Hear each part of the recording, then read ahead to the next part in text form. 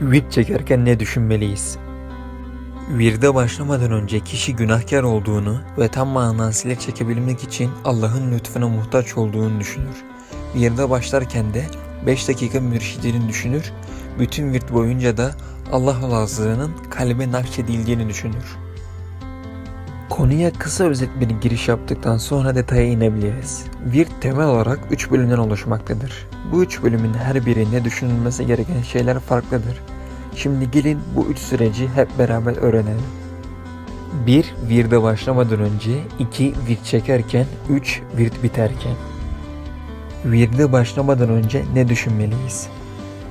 Virde başlamadan önce 33 defa estağfurullah çekilmesi gerekir.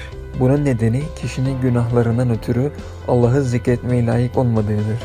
Bu sebeple 33 kere istiğfar çekilerek günahlardan aranıp temiz bir şekilde virde başlanması Allah'tan istenir.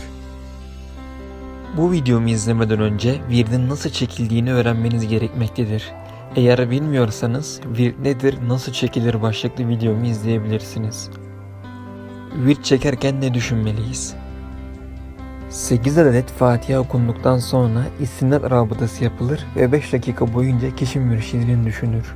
Bunun sebebi kendini virde verebilmek ve gafletsiz virt çekebilmek için himmet istemektir.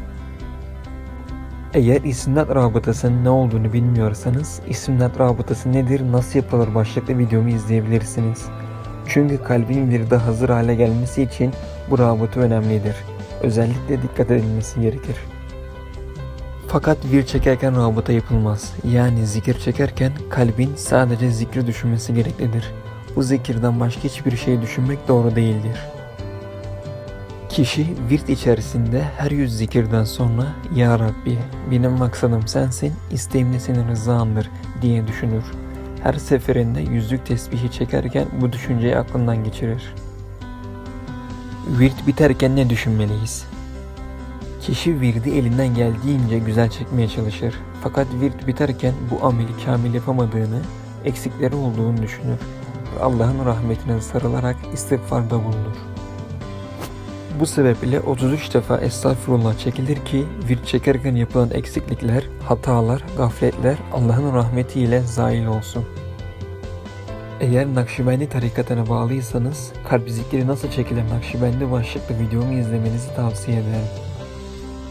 Eğer gizli değil de sessiz zikir çekiyorsanız sessiz zikir nasıl çekilir başlıklı videomu, eğer bunlara yabancıysanız zikir çeşitleri nelerdir başlıklı videomu izleyebilir ve bunları detaylıca öğrenebilirsiniz. Anlamadığınız bir yer veya sormak istediğiniz başka sorularınız varsa yorum yazarak sorabilir, cevaplarınızı kanala abone olarak takip edebilirsiniz.